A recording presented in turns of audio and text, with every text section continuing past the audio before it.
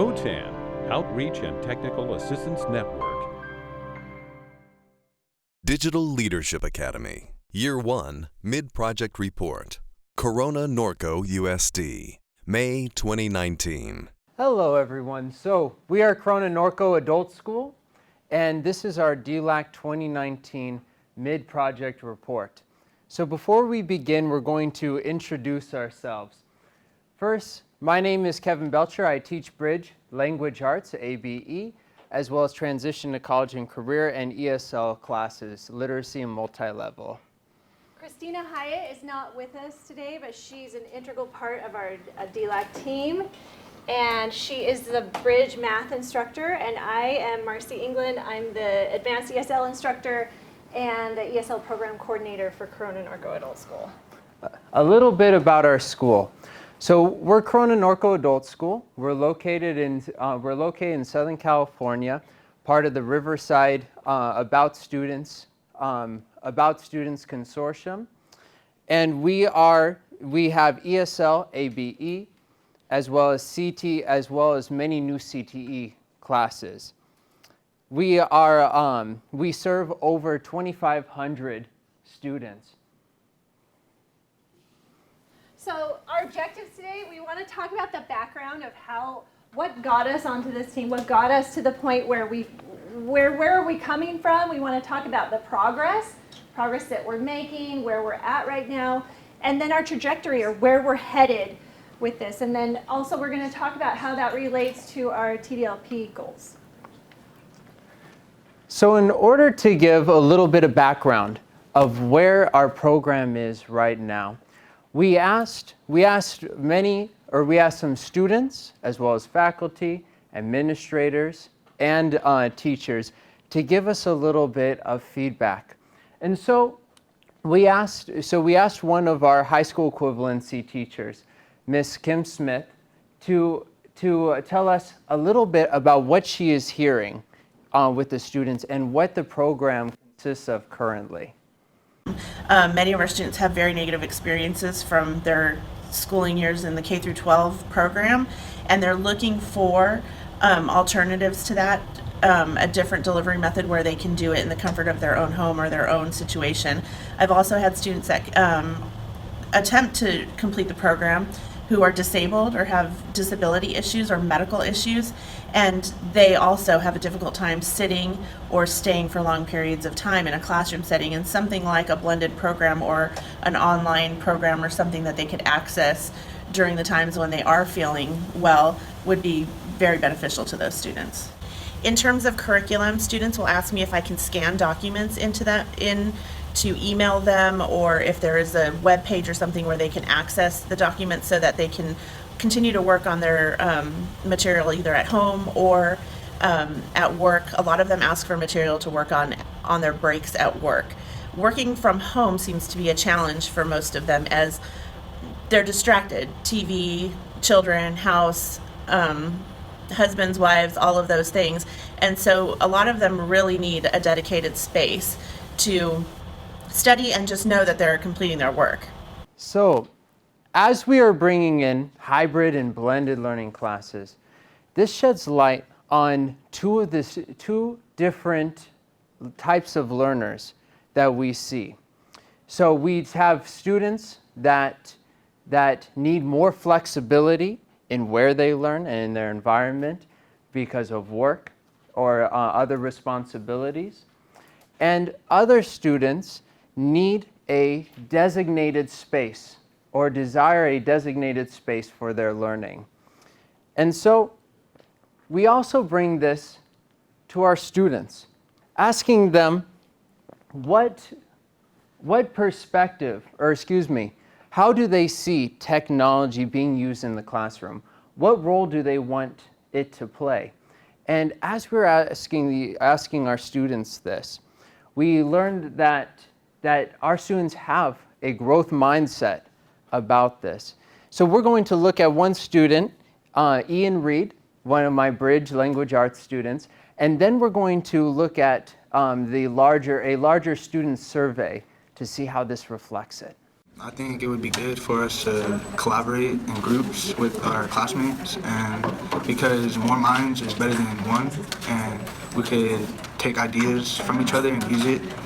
And I think we should be able to have more computer time at home, so if we aren't able to make it to class, then we could do our work that we worked on class at home. And yeah, that's it. So Ian isn't an exception. We did a survey with our Bridge Language Arts classes, or Bridge Language Arts and Bridge Math classes, and found that 93%, although 93% of the students have never taken an online course before, 79% are confident or very confident in their ability to work effectively and safely online. Also, they are confident in their ability to complete these online assignments, and that's coming in at 69%. Also, we found that most students, when asked how the bridge class could be improved, most said that that they wanted more class time, which is also bringing this question of space into it as well. So we need to keep that space in it. But they're also able to commit at least 1 to 2 hours outside of class time to online learning. And this is 52% who said that they can commit 1 to 2 hours outside of class time.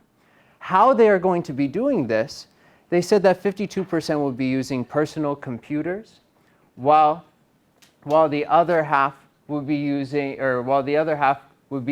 the computer lab, the newly established computer lab at our school, cell phones, and tablets. So this builds up so basically what we want to say is that our students have shown that they are ready for something new. They're ready for this new technology, that they're willing and able to do it.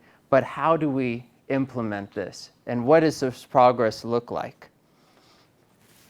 So we asked Omar Andrade, our student advisor, what progress he's seen that we've made to build toward this blended learning program that we're implementing at our school. So let's hear what he has to say about that.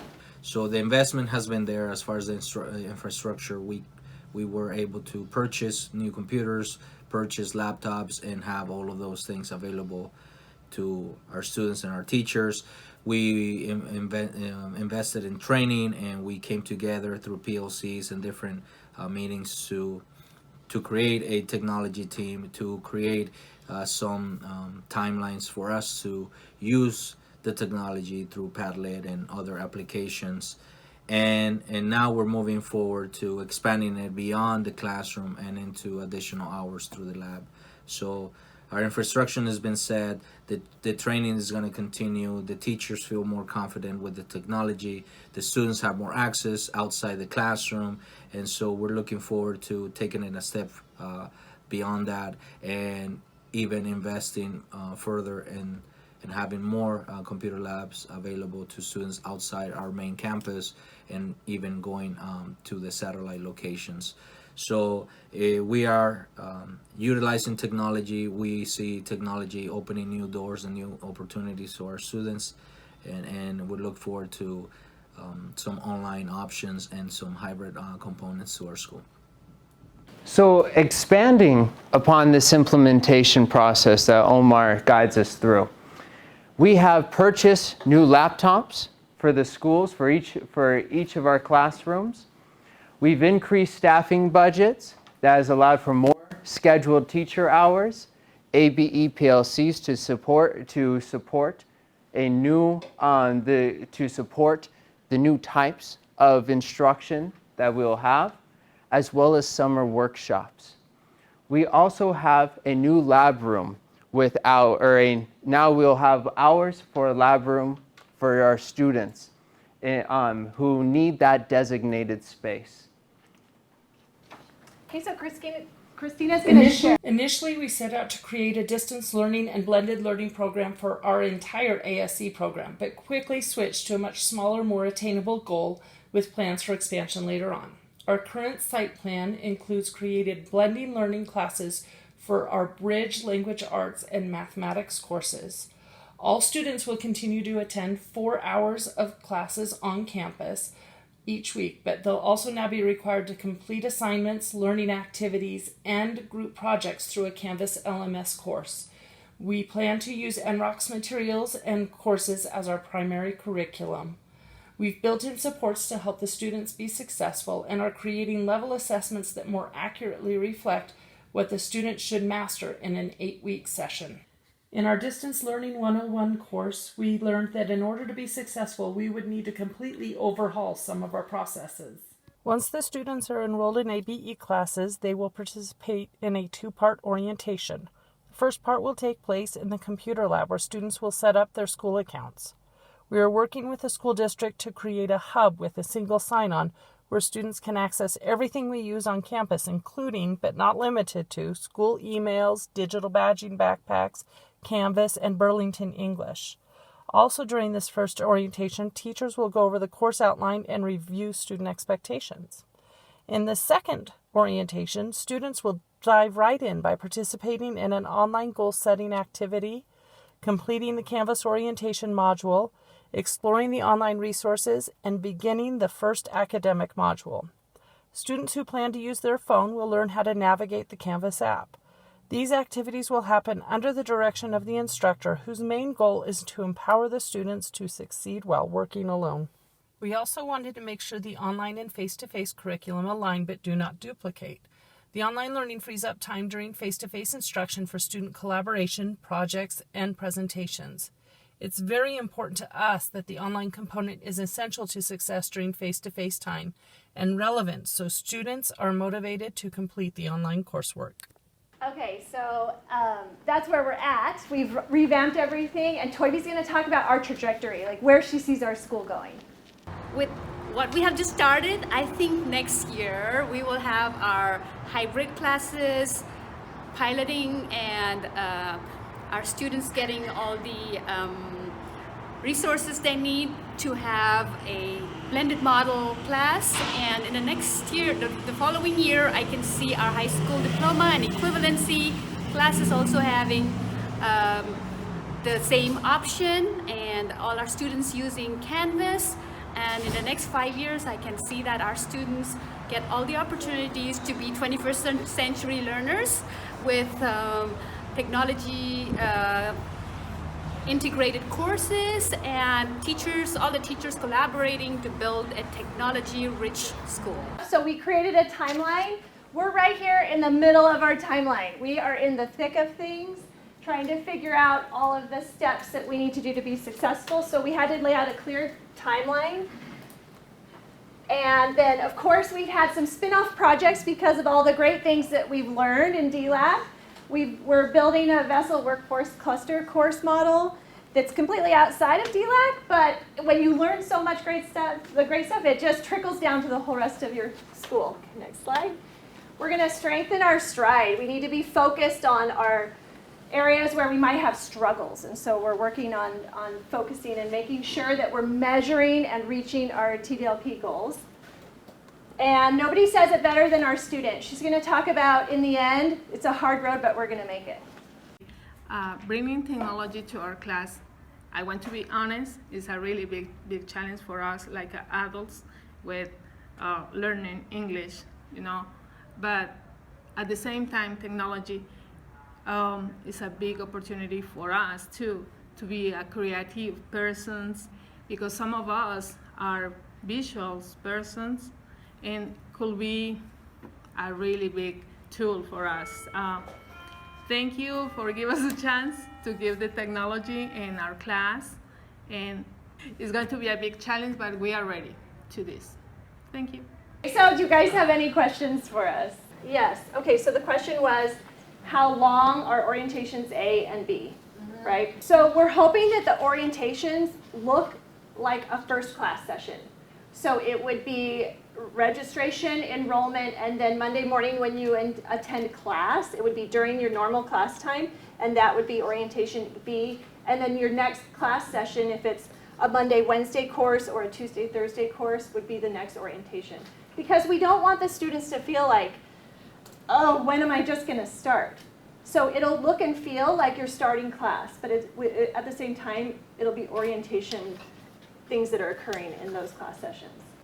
So she asked, is our Canvas course divided? So right now we're using Canvas and NROC as part of as the material and the curriculum for it.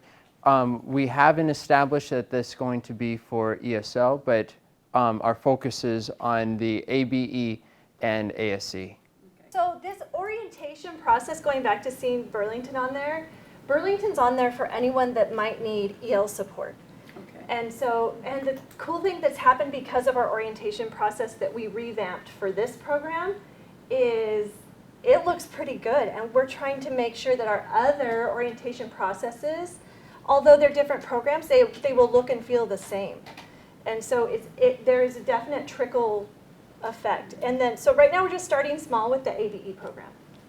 Okay, so the question is, what are our plans for recruitment that we learned in our Ideal 101 class?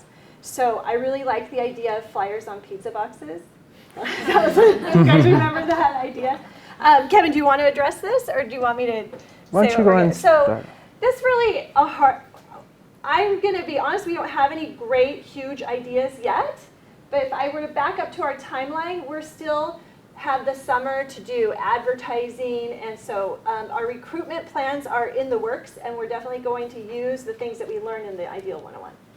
And also advertise the fact that we will be having blended learning and distance learning classes as well. So the question was, how do we build support for those that might have low language levels or low digital literacy? And so they'll take the CASAS e-test, and then their score will determine where they land. If they land in ABE, then they'll take the North Star assessment to test for digital literacy. And then if they're prepared, they can go right into the blended bridge. If they're not prepared, they will go to these literacy supports where you have teacher guidance lab hours, and then we can also build into that if we find that they need the EL support at Burlington or whatever we need to into that. So the question is, can we talk about NROC and how that applies to our course? And that's definitely a question for Kevin. So we are using NROC as part of as a curriculum for Canvas, and we have different modules from both math and language arts in order to as the main curriculum for our students. And then we'll also support that with Hippocampus as well as EdReady.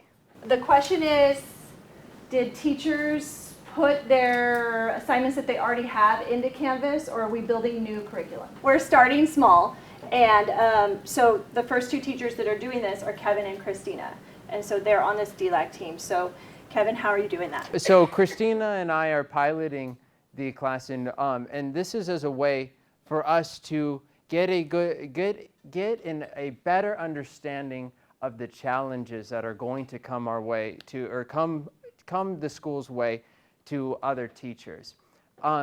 Now we also have the benefit of summer workshops that we're going to have, as well as ABE PLCs that are going to be devoted to helping our teachers put their curriculum online and integrate it, but also we're also talking about a type of instruction change. We're also talking about new models such as station rotation and different types of instruction that we're going to have to make sure that we support and teach our and strengthen our teachers with. I think the other thing too, to touch on that, is that our administration's been really clear and really supportive that we're not rushing this. We're going to take it slow and just make sure that we're mindful and intentional about everything that we're doing.